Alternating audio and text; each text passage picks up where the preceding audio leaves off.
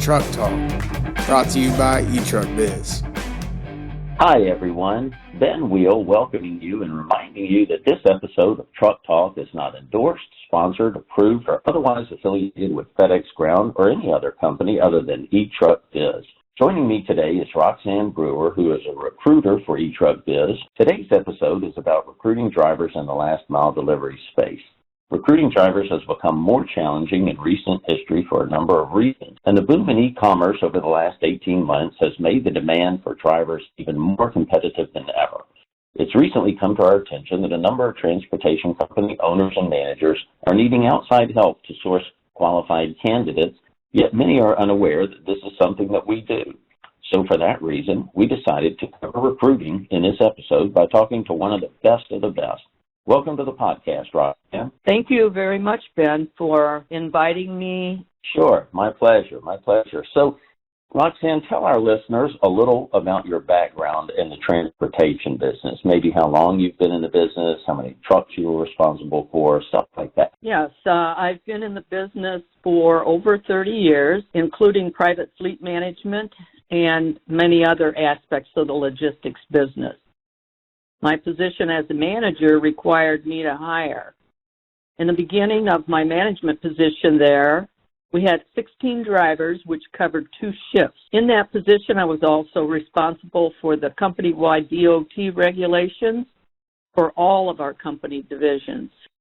I was responsible for taxes, licensing, permitting for the company-wide vehicles. Wow, that's a lot of responsibility. So what about your experience with recruiting drivers? We had to do the hiring process internally. Our drivers were longtime employees, so our turnover was pretty manageable. Well, and it seems like it's changed in my mind. So tell our listeners, what are your opinions about how driver recruiting has changed in recent years? Well, I feel the big thing is available drivers.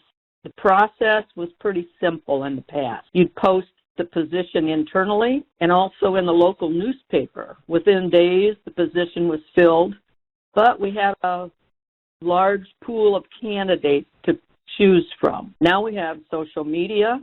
We rely on Facebook, Indeed, Craigslist, and sometimes even LinkedIn. It used to be if you made a contact with an individual, you were sure to get an interview with them. Now, you can make up to 4 or 5 attempts to get someone to even respond to you. Wow, it definitely sounds like it's changed. So you were working for the private company, so initially led you to get into recruiting with eTruckBiz. Well, actually, a former coworker of mine called me and said, I think you will like this position. I had left my private fleet position to pursue other opportunities, and I had experience in the logistics and looked forward to a new challenge where I could use my skills. And so what about managing drivers? Are you familiar with, because if you're recruiting, I'm sure it would be helpful if you knew how to manage drivers. Is that something that led to the decision, I imagine? Yes, actually it did. I've managed drivers most of my logistics career. I will say, if they are not happy, your business is going to suffer with late absences, delivery failures, and the list goes on and on. My experience is do something every day to make them feel a part of the process for your success. You will be amazed what happens to your business if you do this. So it is. It sounds like it's challenging, and I'm guessing that you were looking for a new challenge where you could use those skills. Is that accurate? That's accurate, yes. First, the technology is a challenge, not only for the driver, but also for myself. Record keeping is critical, and most of it's done online now. The candidates have to learn new technology in order to even apply for a job. They have to pass the screening test, etc. Secondly, getting a candidate's full attention is a challenge. So many of them are applying for all different kinds of positions with Lots of companies, they're bombarded with so much information, and they've applied for so many places, they honestly forget where they've applied. I see. Well, it is. I think people are busier now than ever, and people are applying for all kinds of jobs. So please tell our listeners what to expect regarding recruiting if they're maybe a listener who's new to the business and they hadn't been around that much, and what's the process maybe if they're recruiting out there, drivers on their own? If you're looking for a number of drivers, this process is going to be lengthy. Ask yourself, where do I find a good candidate? Should I depend on a newspaper? Should I depend on social media or just basically word of mouth? That process alone can be lengthy. You'll be waiting for that candidate to respond, and you may have to have more than one contact with that person, and that's just more time that's spent by you having to contact that individual and waste your time doing that. Yeah, you said it sometimes takes you an average of 4 or 5 attempts to get someone to respond. So if they do have that kind of time, if they don't have anything more valuable to do with their time than recruiting, and recruiting is important, then how do they know what kind of questions to ask? How would someone know, what to ask candidates? Well, first of all, you'll want to make yourself a requirement list. Like, what is your concept of what a perfect driving position would be? And then you would put in there, such as work history, questions that you want to ask them, work history, driving record, do they have good communication skills? You can pretty much tell that by your conversation with them. And getting along with others is another good requirement for the position. And then anything else you want to know about a driver that you're going to hire for that position. You just have to make sure that the questions that you ask are legal, I guess. Correct, yeah.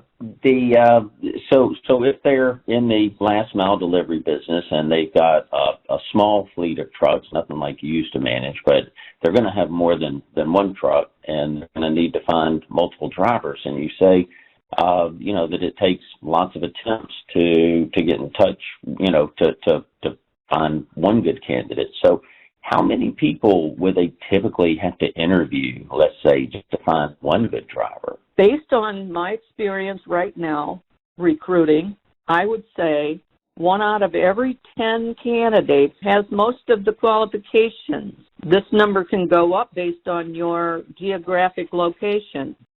Okay, so 1 out of every 10. Wow. So, and they're going to have a fleet of at least 10. I think our average customer has 15 trucks out there, and recruiting people just in case is our philosophy, because you never know when somebody's going to find another opportunity, or they're going to be relocated because of their spouse or whatever. So we talk about always be recruiting. Really can be a full-time job, and I don't make this a total sales pitch, but if someone said, look, I've got other things to do and I'm busy and I can't spend all my time talking to all these candidates, what are some of the advantages of working with you and our team of eTruckBiz recruiters? Can you list off 3 or 4 reasons why someone may want to talk to you, use our team?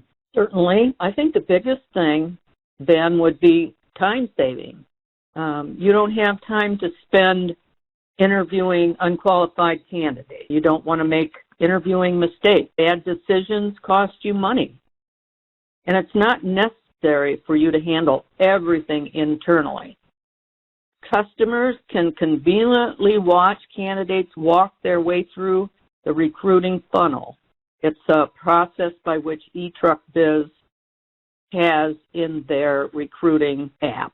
Okay, well, that's interesting. So time saving, obviously, interviewing mistakes, and they don't want to say the wrong thing, and yes, it's very costly to do that. You mentioned a funnel. That's interesting. So if you would, just take a couple minutes and tell our listeners about eTruck's recruiting funnel. Certainly. I will speak with the customer to understand the details of the position available, and then we'll place an ad online posting the job with all of those details. And there's 6 phases to this process. The first one is leads. Once an applicant gives their basic information, then they will be added to that pool of lead candidates. And the second one is prospects. Once they have had the qualifications in the lead funnel portion, it is moved then to prospects. And then I'll review the lead information and determine if they fit the job based on the qualifications you set in place for that position. The third one is phone screening. I'll contact that prospect to review the requirements of the position and determine if that candidate meets those requirements. And then if they do, then I will send them an application. If the applicant is decent, they will be sent an application to complete and submit it back to me. Fourthly, we will require a MVR check. After a successful review of the submitted application and verification of previous employers and contact information, I then request a copy of the MVR and review it to make sure that we would not have to disqualify that applicant for consideration, meaning if their MVR is not where the standard should be, they would not qualify for the position. And lastly, we would screen that candidate into the screening pool. After I receive the application and the MVR, I will notify the customer that there's another screened applicant in the funnel, and they can begin the process to meet their needs. So it's very thorough, let's say that. Yes, obviously. Sounds like you're a professional. You know exactly what you're doing, and we always talk about you're going to have processes and systems. So, and I imagine that some of our listeners out there may not want to totally hand over the recruiting. You know, they may want to do some of it, but if they wanted to get some of our professionalism and that expertise and some additional help, what advice would you have for someone if they want to keep recruiting on their own, plus engage you and the recruiting team? My first response would be, I would say, if you feel recruiting is something that you need to do on your own, as a business owner, you have to make that decision, but eTruckBiz has the resources to make your job easier for you.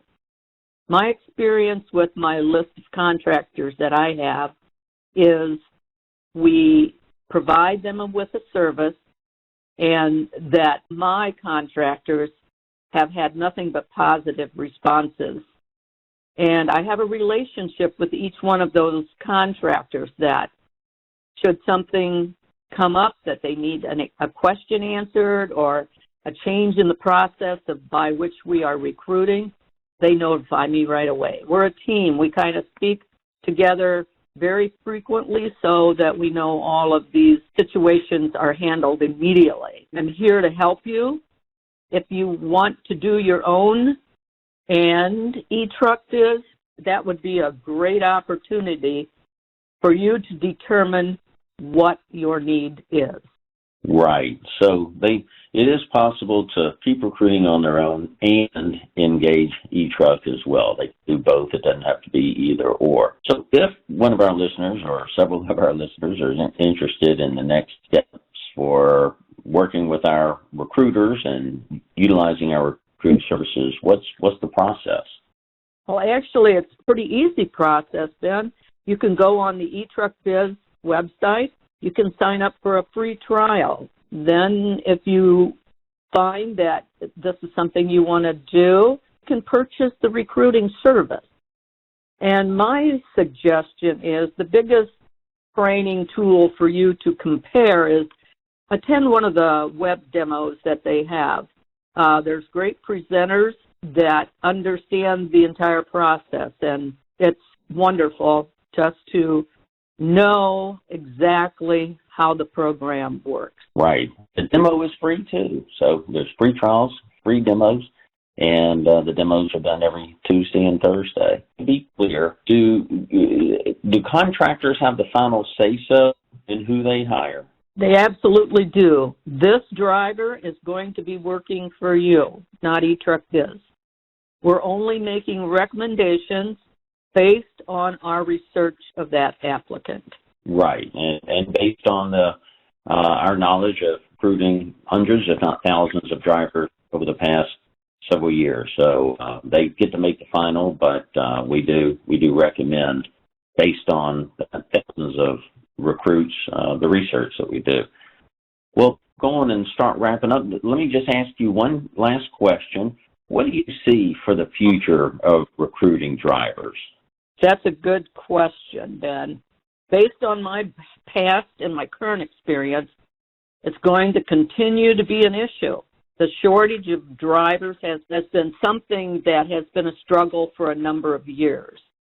Companies may have to come up with some innovative way to attract and retain the drivers. What that challenge is, it is going to be a challenge.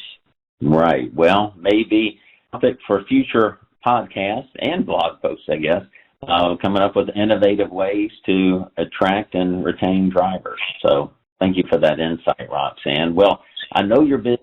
I know you got to go recruit more drivers for our good customers out there, so I'll let you get back to your work, but just want to say thank you so much for spending time with us, being with me as we record this latest podcast episode.